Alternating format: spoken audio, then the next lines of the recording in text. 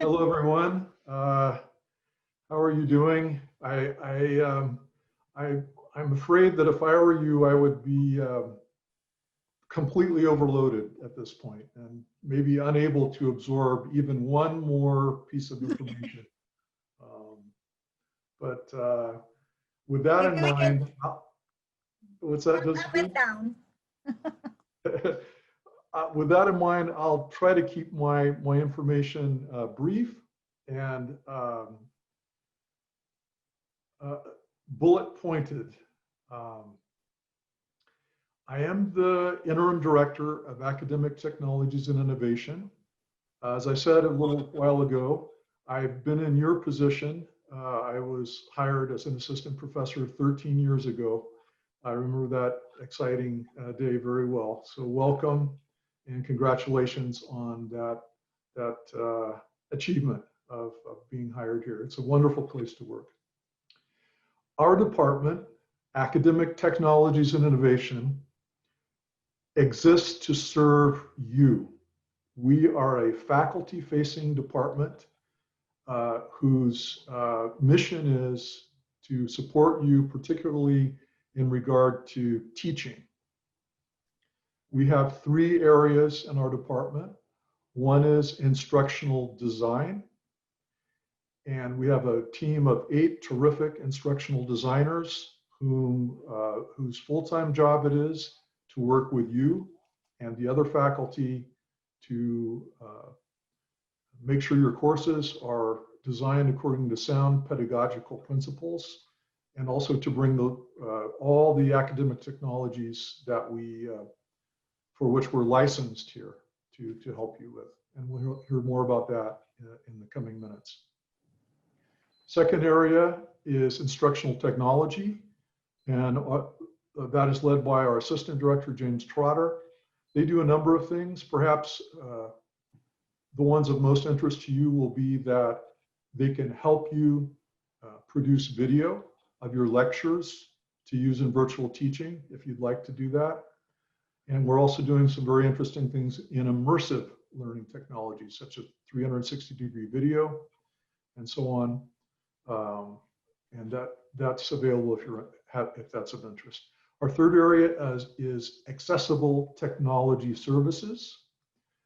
This team of 5, led by coordinator Christine Fundell, among many other things, can help you make sure your instructional materials are accessible to all students. And we'll hear more about that later as well.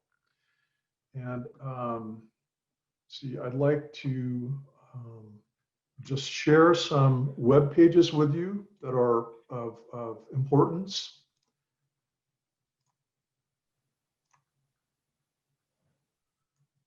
All right, so the first is the instructional continuity page. This has a lot of very helpful information on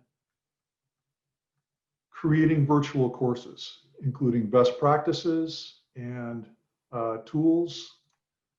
These sections are expandable.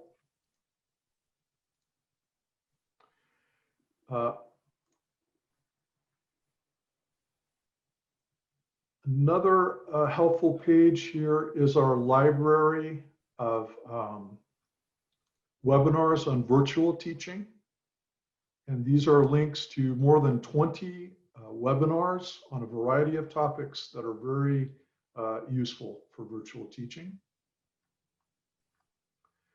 And those are the two that I'll share for now. But I will say the best way to reach us is to go through the Technology Support Center and open a support ticket.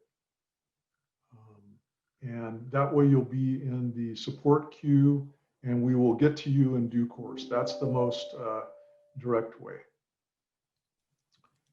I think with that, I will end my portion, but ask if you have any questions for me right now that you'd like to ask, and you can either put them in chat or raise your hand if you'd like to. Just give you a minute in case you'd like to ask any questions.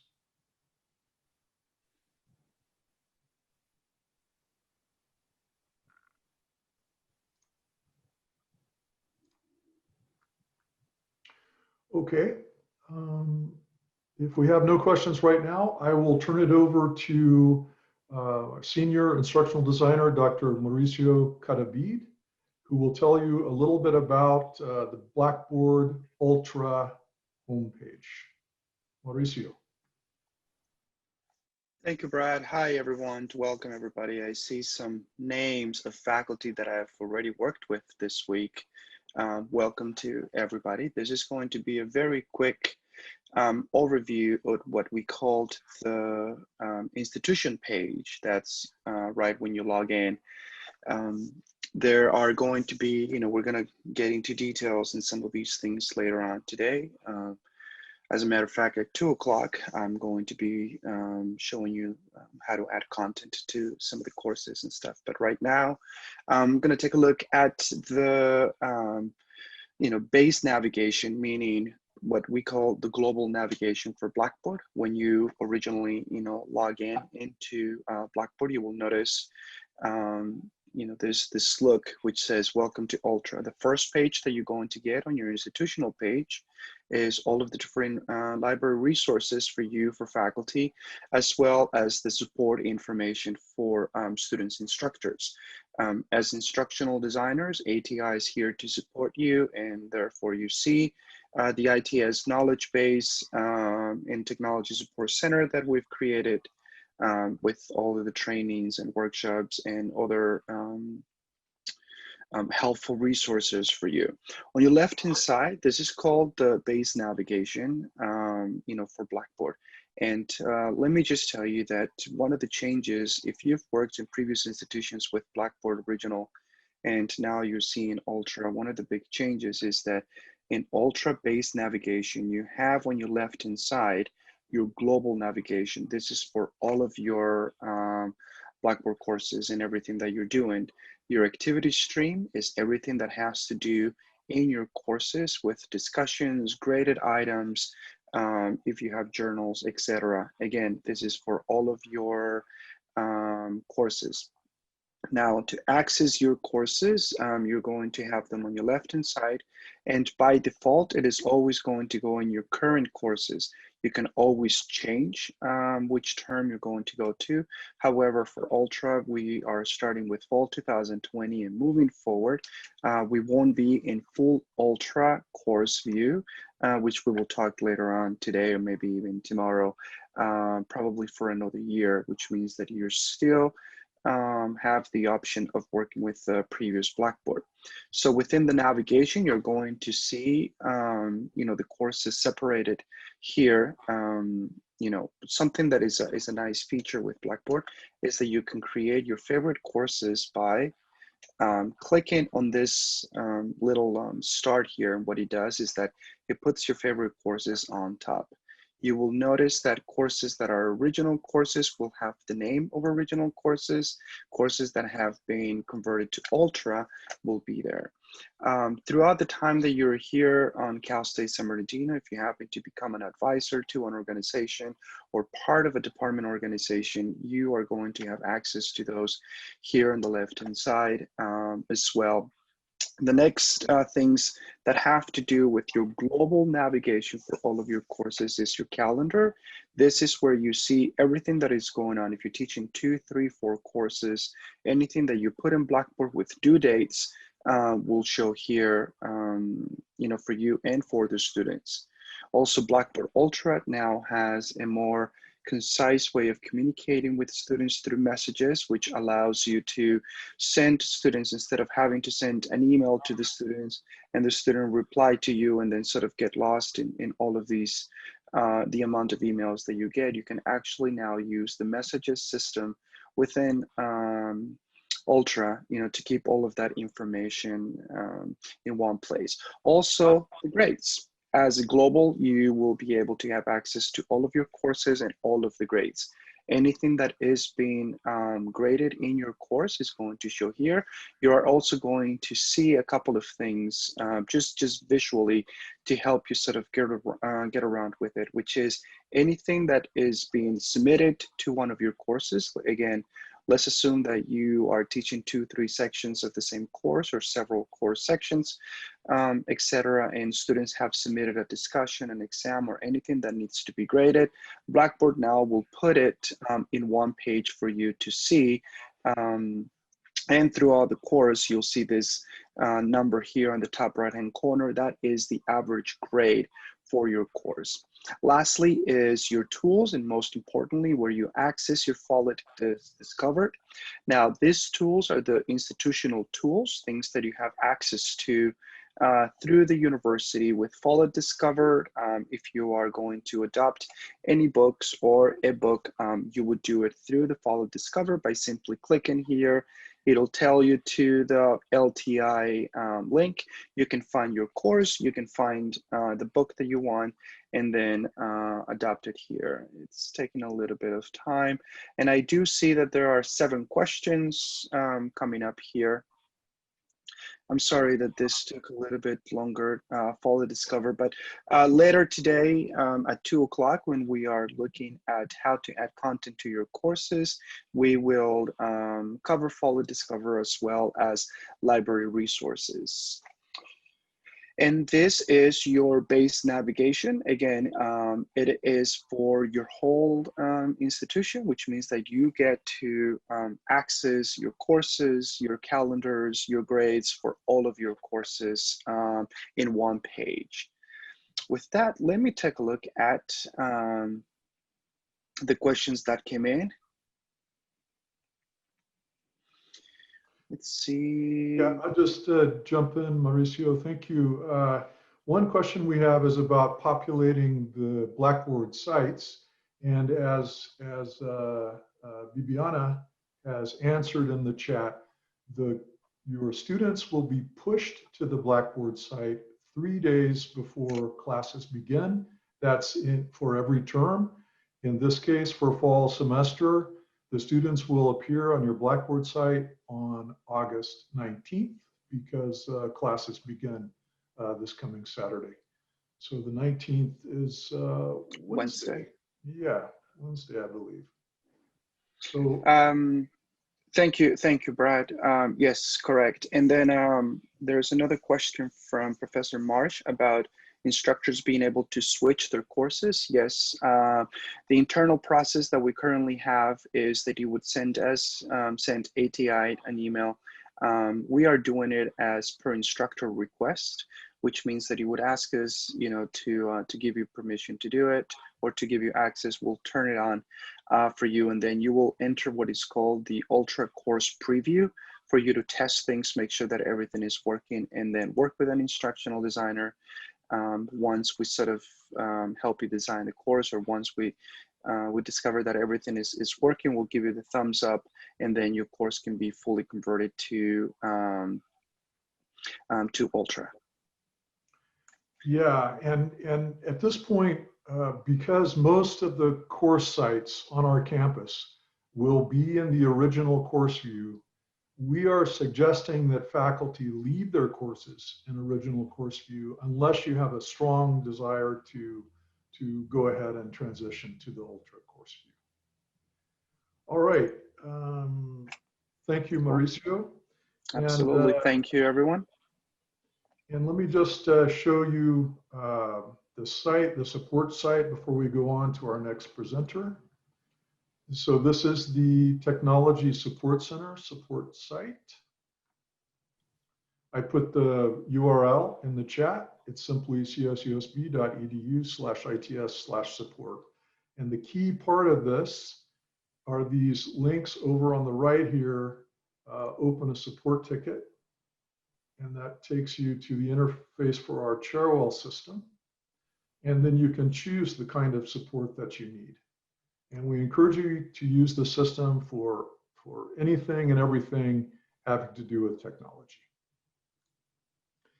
Next, I would like to introduce instructional designer Ron Friedman, whom some of you may know if you took the course offered through the Office of the Chancellor this summer, called Introduction to Teaching Online Using QLT.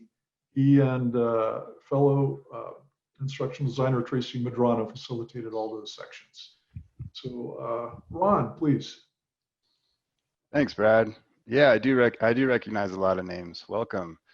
I got to say, this is quite a group. There is a lot of talent on board here. But promise you're almost through this. Now you're into all the cool stuff. And my name's Ron, one of the 8 designers here. All your ideas, whatever you got, bring it to us. We'll have a good time bringing them all to life. So we talked a little about Blackboard. Brad had mentioned that we are suggesting that you stick to the original course view. And to help many of you through the transition, some might have more experience than others in Blackboard. And regardless of your experience levels, I guarantee that all of you very soon will become experts in Blackboard. I mean, you really have to. And you will, and you'll have a good time doing it too. So I want to show you a couple of things that we've prepared for you that might help you transition. It's a template we've created. I just want to go through the framework of that template. And like everything in Blackboard, it's all about organization. Let me share my screen here.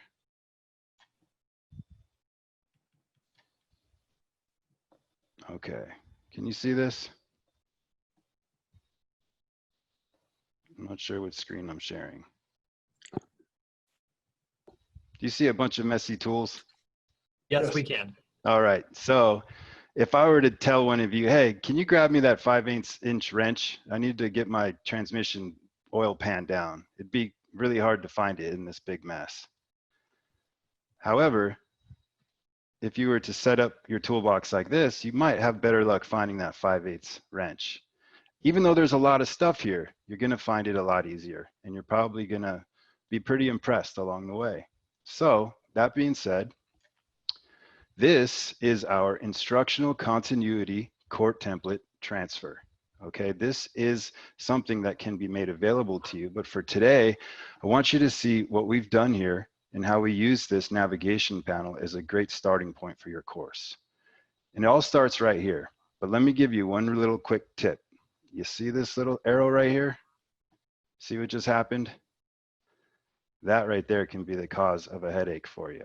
It's a little arrow here that makes the navigation panel appear and disappear. So if you ever log onto your computer, if you're working on a tablet or a small screen and you don't see your navigation panel, look for that arrow. It's right there. So here's our navigation panel. It's our control center for Blackboard. You can put a variety of different buttons, which when you click on these buttons will take you to different areas, different tools, different integrations, all kinds of things. And this is the area that not only you, but your students will be interacting with on a day-to-day basis. Now you can see the framework that we've built here comprises of 3 distinct areas: the Getting Started area, the My Course area, and the Technical Support area. All of these areas have information and resources that are specific to different times of the course, right? When the students come into the course the first week, it's very important, you know, we want them to have access to some of the most important documents, including the syllabus, the schedule, the textbooks, all of the important information. In this Welcome and Start Here section, you can see that we've populated some items, and you can plug and play. You can keep this, you can get rid of it, you can move it, whatever you want to do. But you can see here, we've given you a place where you can start with a course description. You can see course learning outcomes. And you'll also notice that we've formatted these very carefully. And the reason why we've done this is we've worked with headings and subheadings and paragraphs.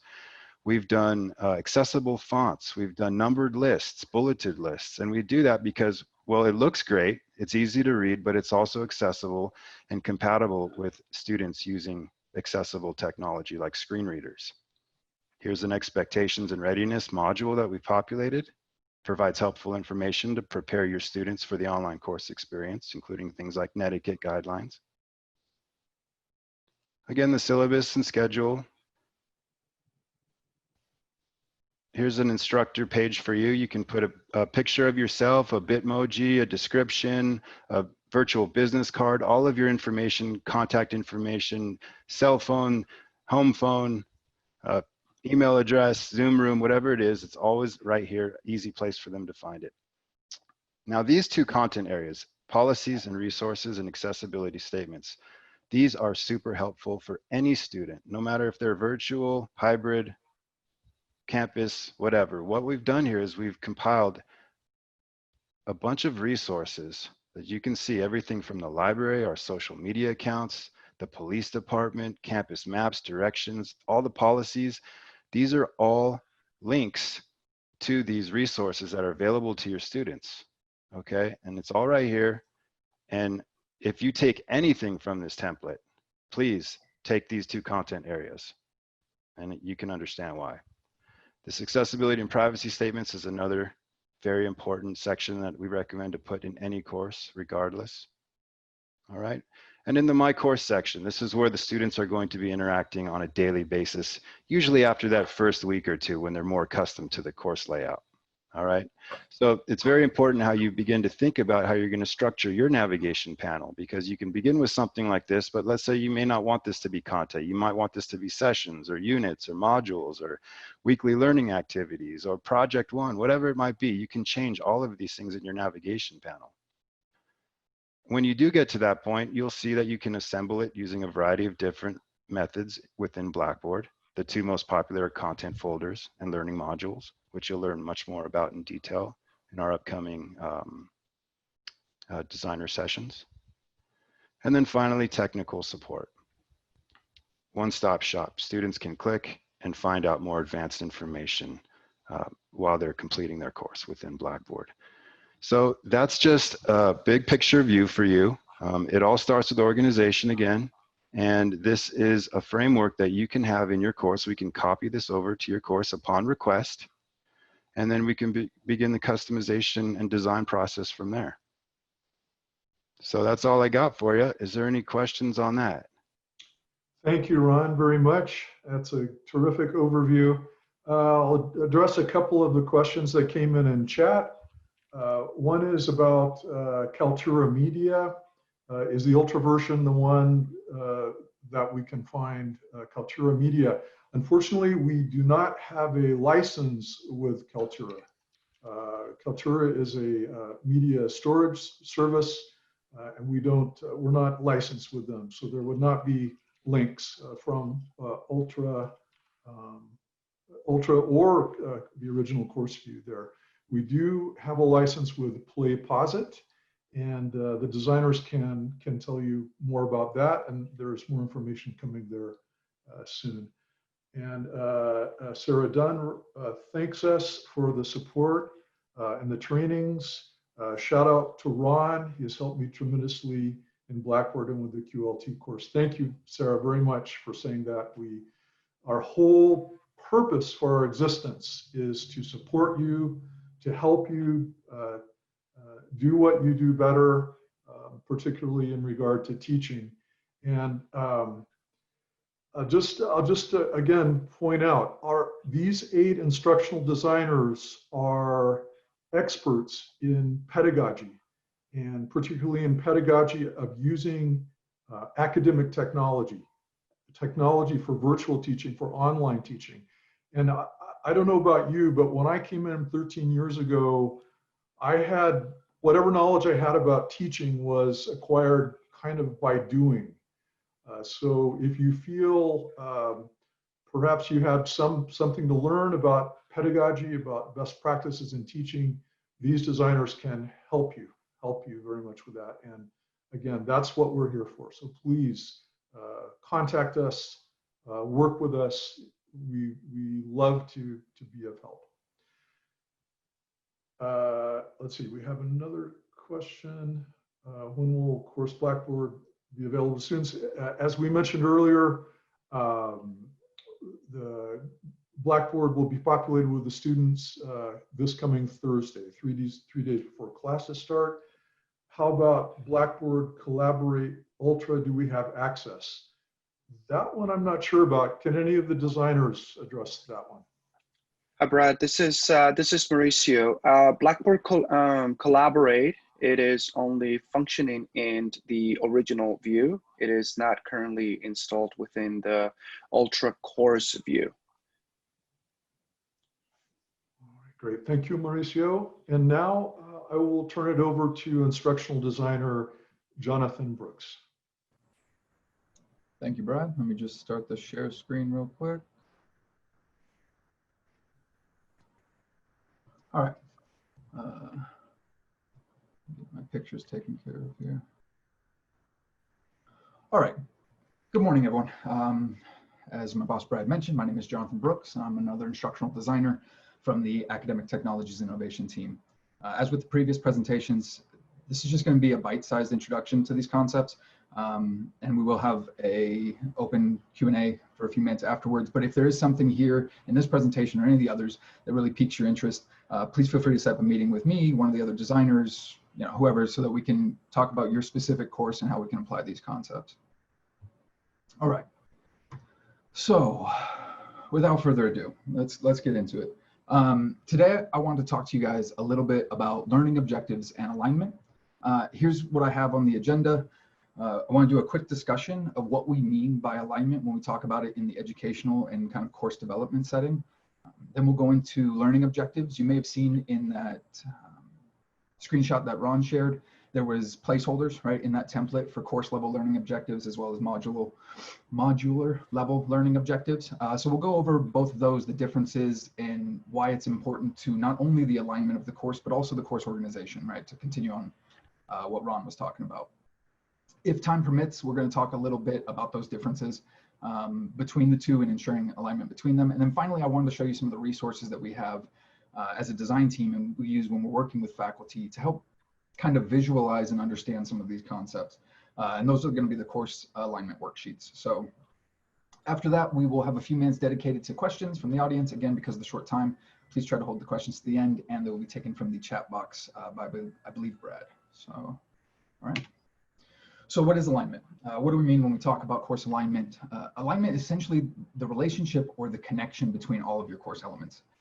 If your course is completely aligned, everything, learning objectives, activities, assessments, materials, tools, everything that we put into the course is done so with a purpose. And all of these aspects kind of support not only each other, but ultimately the student learning goal for the course, right? What we want the students to accomplish at the end of this quarter, what we'll have now, which is a semester. So why is it important? Why is it critical that we as instructors kind of align our courses? Well, it helps to ensure that we're using the appropriate assessments and strategies to accomplish our desired learning objectives. And what I mean by that is, if we develop a learning objective that is, students will be able to apply their knowledge of the writing process to a peer editing session in which they will provide, let's say, feedback to at least 5 of their peers. Obviously, from that learning objective, we can't assess that with a multiple choice quiz or exam, right? That's not going to accomplish the same thing that we're looking to gain. So alignment helps us ensure that we're selecting the right tool for the job. It can also help the students learn more effectively by giving them a clear direction of focus for their learning and outlining also what they'll gain as a result of it.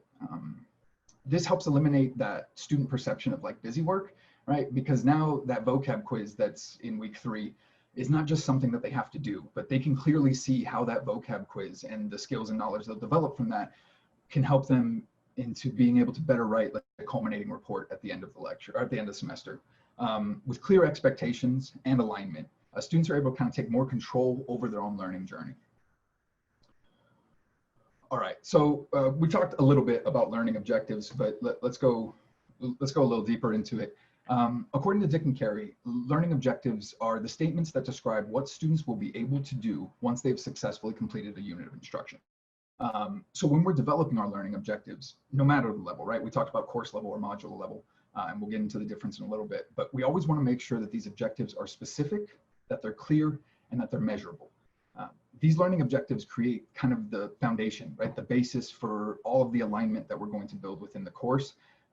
And so it's really important that they're not just vague concepts, but instead very specific criteria that our students can understand. And maybe more importantly, we as faculty can objectively measure. So what are the learners expected to demonstrate or achieve as a result of their efforts? The example I used earlier is right here. Students will be able to apply their knowledge of writing process to a peer editing session in which they will provide at least 5 peers with valid feedback. In this example, the expectations are clear, right? The students know exactly what is expected of them and what they need to do to meet this objective. But not only that, just by reading the objective, you kind of get an idea of the kinds of tools, activities, assessment options that we have at our disposal, right? If it's something like this that's going to be peer editing, we're going to need something that's more collaborative, right? Something that utilizes a more peer-to-peer engagement. So building these module level and course level learning objectives well really goes a long way to helping us build out the rest of the course and knowing what we need to kind of touch on and tackle. Okay, so let's just talk a little bit about module level learning objectives. Very, very similar in the construction, in the way they're constructed to the course level learning objectives, right? We still want them to be measurable. We want them to be clear. The example I gave in the last one, I would say, is an example of a module level learning objective. It's something that can tie directly to a specific assignment or course activity, like a peer review, but it also can connect to a higher course level learning objective. The way to think of this all is kind of like a scaffolding process, right? So the course level learning objectives are the overall goals. Those are what we want our students to complete or accomplish by the end of the semester. Our module level objectives that are all aligned with the activities, assessment tools, and materials, all that stuff kind of builds up the skills and the knowledge to help them reach those goals. And so you can see some of the things that I have here as pros and reasons why we want to build these objectives well in the first place, right? And this kind of all brings us back full circle to the concept of alignment, right? Hopefully now we got a little bit better understanding of what the designers mean when we say alignment in the context of education and course design. And as promised, I just want to briefly kind of show you some examples of course alignment maps and what we use with faculty to kind of help start the process, because honestly, that's the hardest part, right? It's getting started. So this first one, it's an older one that we used, and you can see it starts with the development of the course level objectives. And I understand that that may not be something that's always in the faculty power, right? Sometimes those are determined by the department, and that's fine. We just take what we can get and then we'll work from there.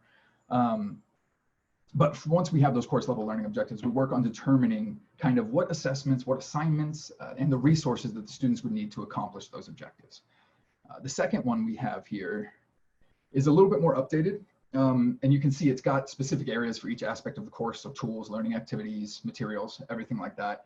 The other great thing about this course map that I really like, and anybody who maybe took the courses with Ron and Tracy will probably be a little bit more familiar with this, is it identifies the QLT standard. So for quality course certification that's met by completing this portion of the form. It's super helpful if anyone's interested in getting the course certified, because I think this is one of the major sticking points and where we run into a lot of issues. But overall, it's just a great place to start, especially for someone like me. I'm a visual learner. Getting to see it all in one page, all in one spot, really makes me being able to process it all a lot easier. So with that, I think that's the end of my scripted section. So we have about 2 minutes for any questions. I think Brad is gonna from the chat box. Thank you very much, Jonathan. We don't have any new questions in the chat. Do we have some questions any of you new faculty would like to ask orally right now? Please jump in.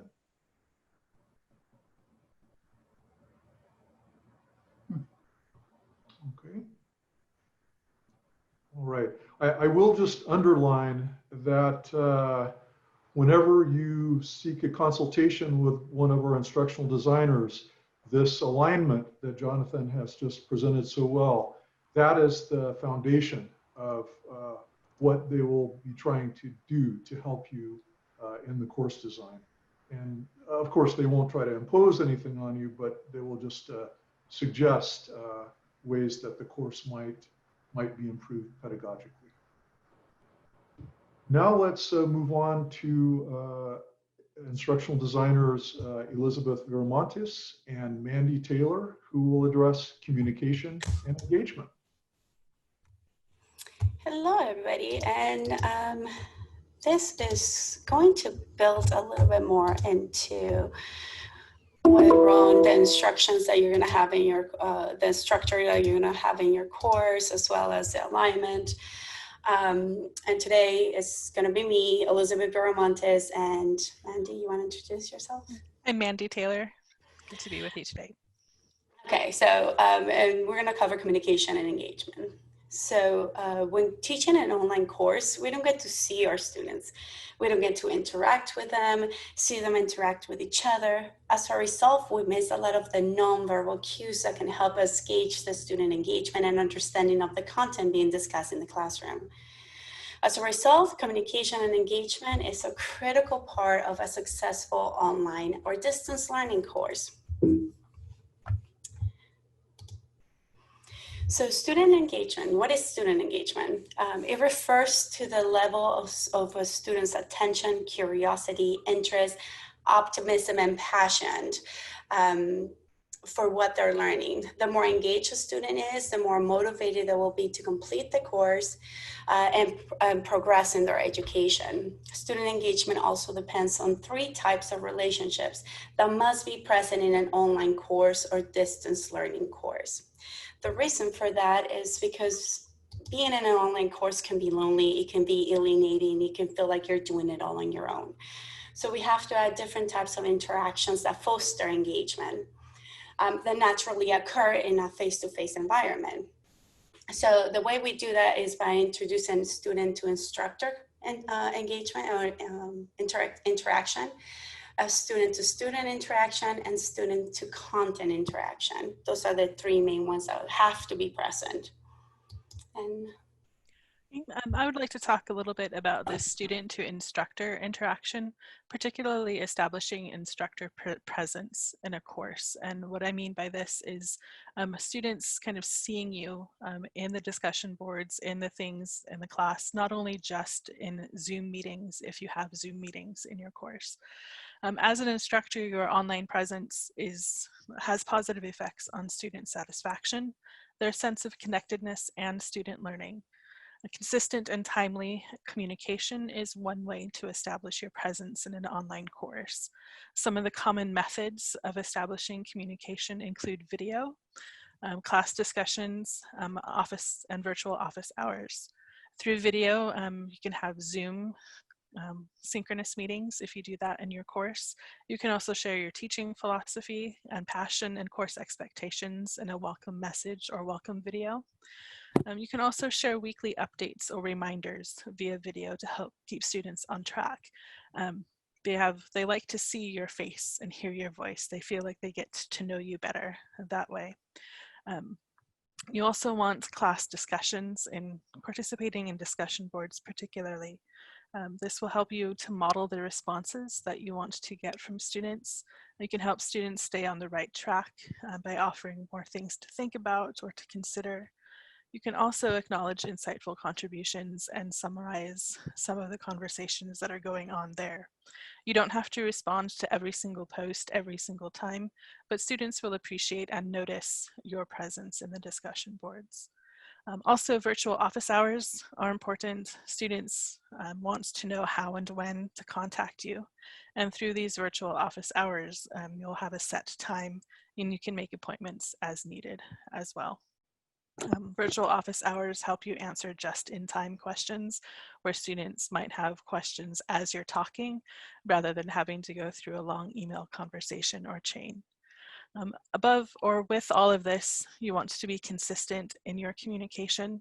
Regularly send announcements or emails, send them reminders, things that will help you and students keep on track.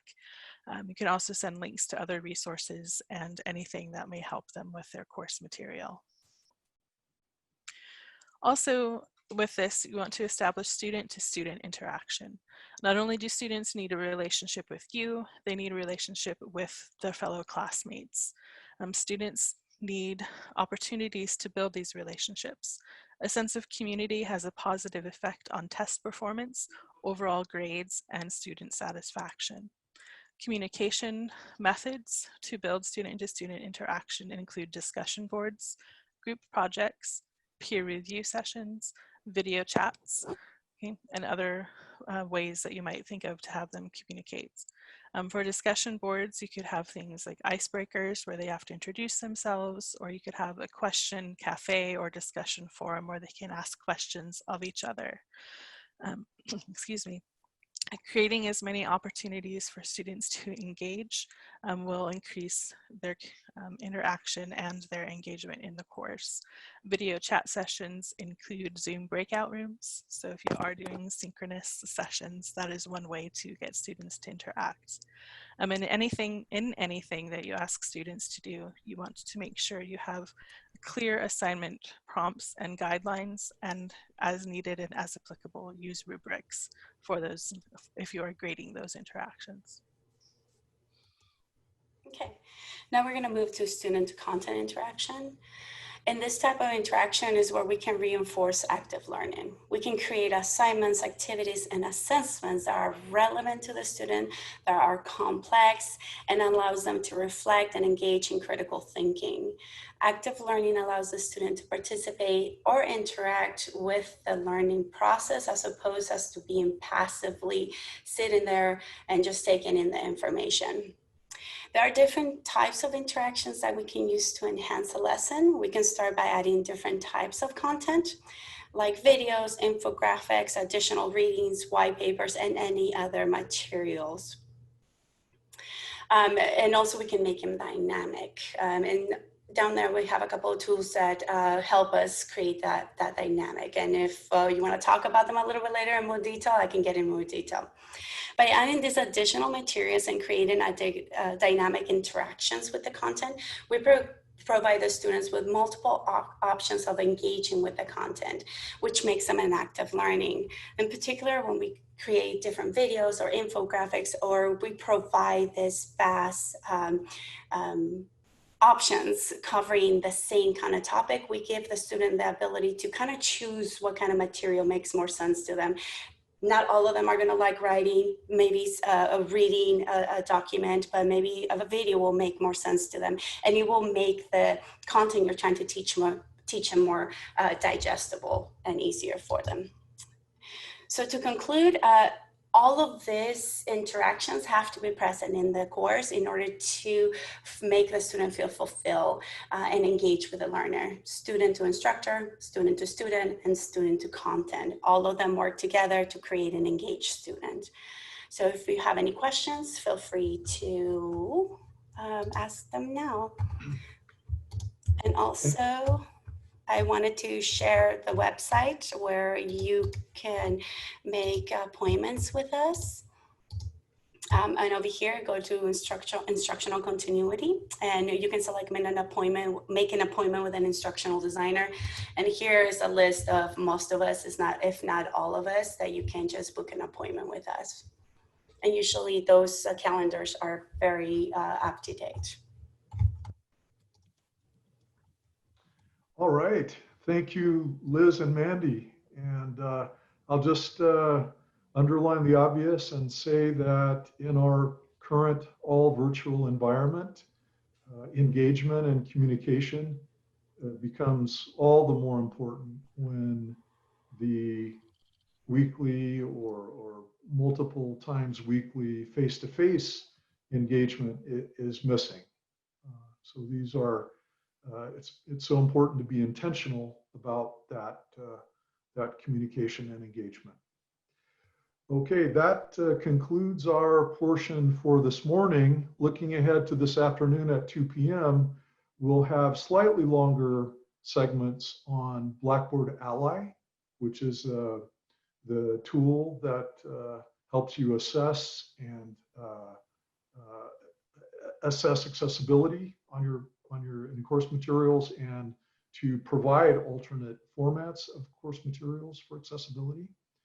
We'll be talking about adding content on Blackboard, how to do assessments in Blackboard, how to do discussion boards and groups. We'll touch on the gradebook, and we'll touch on several of the learning technology integrations. Those are the third-party tools for which we're licensed, such as VoiceThread, PlayPosit, GoReact, and we'll look at some of the publisher content like that from Wiley Plus, et cetera.